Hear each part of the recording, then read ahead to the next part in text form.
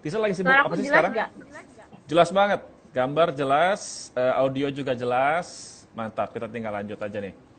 Mantap. Tapi kayaknya suara Kak Eza agak kecil. Bentar ya, aku ambil handsfree. Oh gitu ya? Oke, oke, siap, siap, siap, siap. Tuh, Tisanya udah muncul, teman-teman. Sahabat RTV. Tisanya udah muncul, tapi lagi ngambil headset dulu, katanya supaya lebih jelas dengar suara atau audio saya. Ini mungkin diginin dulu kali ya, biar mic-nya dekat sama mulut. Ya, semoga nggak korslet ya. Apa kabar Kalau Kak korslet Ezra? ya. Apakah sehat-sehat? Oh, baik, alhamdulillah sehat Ya Allah, walafiat. mudah-mudahan. Di tengah pandemi kayak gini, kesehatan jadi sesuatu yang paling berharga ya.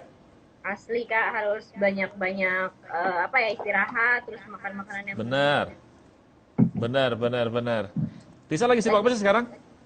aku lagi sibuk mau persiapan series juga Kak, terus mau Mhm. persiapan syuting video klip buat rilis single terbaru.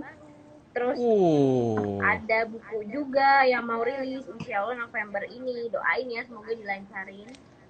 Gila, gila. Tuh kan, tadi sebelum Tisa gabung, gue udah sempat bilang nih sama semua yang udah nggak sabar nongkrongan bilang, Hmm. Tisa ini anak muda berbakat yang talentanya luar biasa.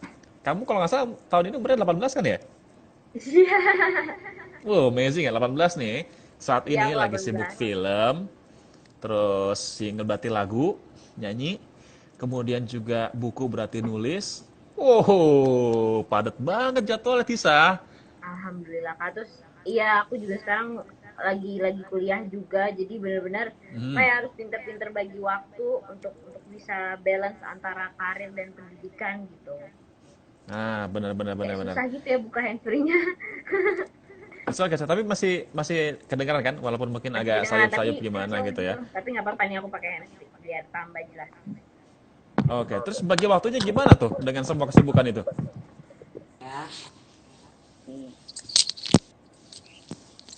Tes, Oh, kencang banget suaranya jelas banget. kedengeran banget, jelas banget Kak Ezra. Ya. Suaraku juga aman ya. Aman banget. Yuk. Ya, bagi waktunya gimana tuh kan banyak banget tuh proyeknya ya. Film, lagu, buku dan masih kuliah juga kan?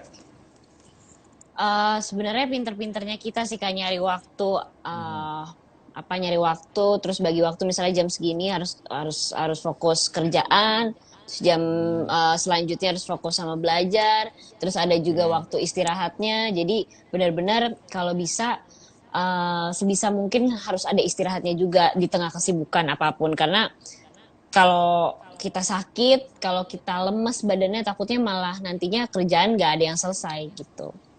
Bener-bener. Kondisi kayak gini ya, harus jaga banget kesehatan. Ya. Tapi Tisa pasti banyak juga dong ngerasain dampak dari kondisi pandemi saat ini. Iya, pastinya ada dampak positif, ada dampak negatif juga. Cuman eh jalanin semua ini aja dengan ikhlas sih gitu dan tetap produktif. Hmm. Kalau ngeliat industri film tanah air sendiri sekarang gimana nih di tengah pandemi kan Hmm. semua bidang sepertinya terdampak ya. Ya, Jangankan untuk ekonomi ya, nongkrong aja susah sekarang kan dibatasi jaga jarak. asli Nah, benar-benar benar. nah ini kalau film gimana nih? Industri film Indonesia nih. Kalau industri film, jujur yang tadi aku sempat cerita, ada Hmm, dampak negatifnya, terus ada dampak positifnya juga. Dampak negatifnya oke. tuh lebih ke film banyak yang hold, banyak yang ditahan, Ya. banyak yang mundur, banyak yang gak jalan syutingnya, banyak yang diberhentiin sementara gitu.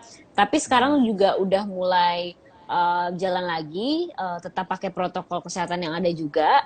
Oke. Uh, Cuman pas pertama kali masa-masa pandemik itu dimulai kayak dari sekitaran bulan Maret ya, bulan Maret sampai Juli Juli awal tuh masih masih masih dengan kondisi yang sangat-sangat prihatin gitu. Terus dari situ ya alhamdulillah masih banyak yang menghasilkan karya walaupun tetap di rumah aja dengan apa ya dengan bidang yang berbeda-beda misalnya kayak tiba-tiba seorang pemain film bisa jadi youtuber gitu. Ya, ya, ya. Update video-video yang memang masih bisa diproduksi walau di rumah aja gitu. Terus kru-kru film juga beralih ke apa ya, penjual makanan gitu. Jadi benar-benar kita tetap apa ya, tetap bisa bisa produktif walaupun di rumah aja gitu. Ya, Tisa juga tadi nyebut lagi nyiapin series ya? Yap, Charis. Nah, itu gimana tuh dengan pandemi gini? Pasti ada perbedaan dong, perbedaan proses produksinya, mungkin ada adaptasi tertentu begitu. Iya, pastinya ada adaptasi tertentu karena eh, kalau ngomongin memproduksi sebuah film pastinya pastinya berkaitan dengan kerumunan gitu. Maksudnya orang-orang banyak kayak Ya, ada kru pemain, bisa jadi ekstras yang memang diharuskan untuk berada di dalam satu adegan. Jadi betul. itu ada adaptasinya juga dari kru, dari produksinya sendiri nyiapin rapid test atau swab test ataupun bisa jadi serologi tes gitu, dan apapun tes-tes segala macam dicoba demi Oke. keamanan, demi kesehatan para kru juga dan pemain gitu sih, dan tetap pakai protokol kesehatan, misalnya tetap pakai masker, tetap jaga jarak, Hmm. tetap Hmm. pakai face shield dan lain-lain gitu, dan minum vitamin, dan juga makan makanannya juga pastinya dijaga sih. Oke, ini menarik nih, baru tahu juga. Jadi tengah proses produksi itu tetap ada tes ya, tes serologi atau apa begitu ya? Ya, benar banget. Pasti pasti sebelum sebelum memulai proses syuting pasti akan diadakan tes apa ya? Tes imun ya, tes tes Mhm, ya ya. imun, tes COVID gitu. Oke, ah mau ucapin selamat dulu nih buat Tisa. Sudah jadi Duta FF 2020 dan termuda. Wah, ini keren banget ini. Termuda Alhamdulillah. loh, 18 tahun ya. Di umur 18 tahun Iya. jadi Duta FFI loh. Gimana kesannya pas pada saat pertama kali didapuk jadi Duta FFI? Pastinya gak nyangka, senang Hmm, bersyukur bisa dikasih kesempatan sama para panitia Festival Film Indonesia, karena oke. selama aku berada di dalam dunia perfilman tidak pernah ada sedikit pun rasa berekspektasi akan mendapatkan posisi ini gitu, akan mendapatkan suatu Hmm, penghargaan. Aku oke. ngejalanin semuanya dengan tulus, dengan ikhlas, dengan dedikasi penuh diri aku untuk perfilman Indonesia. Terus pas ada telepon dari Mas Lukman Sardi selaku ketua komit Festival Film Indonesia, aku sempat Ya. berpikir apa ya, dia mungkin ngajakin project film atau ngajakin project series, karena kan yang aku tahu Mas Lukman selain menjadi ketua komit, dia juga Oke. sebagai produser, sebagai aktor yang dimana dia juga suka memproduksi film. Jadi aku ya udah Tapi intinya nggak kebayang sama sekali arahnya ke sini ya. nggak kebayang sama sekali arahnya ke FFI. Jadi ya udah Oke. aku mengiyakan tawaran Mas Lukman untuk Zoom call waktu itu, dan ternyata pada saat di Zoom call ada beberapa panitia FFI gitu. Jadi bukan cuma aku sama Mas Lukman aja, tapi ada panitia FFI lainnya ngobrol langsung sama aku bahwa aku dipilih menjadi salah satu duta Festival Film Indonesia bareng Kak Reza Radian, Kak Laura Basuki, dan Kak Chico Jericho. Aku sempat kaget, maksudnya kenapa bisa aku dipilih gitu, alasannya apa? Oke. Ternyata salah satu syarat menjadi duta, kamu harus memenangkan Piala Citra itu sendiri gitu, dan kebetulan alhamdulillah aku sudah memenangkan di tahun 2014 sebagai Ya. pemeran anak terbaik. Jadi ada satu syarat yang terpenuhi, dan juga harus merepresentasikan tema FFV dengan baik, yaitu satu hari satu kebaikan. Dan kebetulan selama masa pandemi kemarin, menurut dari tim FFI, aku bisa bisa merepresentasikan tema itu, jadi aku dipilih menjadi duta. Mantap. Merasa ini nggak, Alhamdulillah. merasa terbebani nggak awal-awal? Waduh, mesti ngapain gue ini jadi duta FFI ya gitu. Pernah kepikiran tuh nggak? Iya, iya, iya. Pastinya sih, bukan terbebani sih, tapi lebih Hmm, kepada ngerasa di challenge gitu, ngerasa ditantang oke. untuk Nice. membuat sesuatu yang baik gitu. Apalagi apa ya, mengikuti tema FFV tahun ini, satu hari satu kebaikan. Jadi otomatis aku juga harus memanfaatkan sosial mediaku dengan baik untuk men-share hal-hal positif gitu. Di waktu di Dapuk itu dibilangin nggak sih tugasnya Tisa tuh sebagai duta apa gitu, atau mungkin ada misi tertentu apa gitu?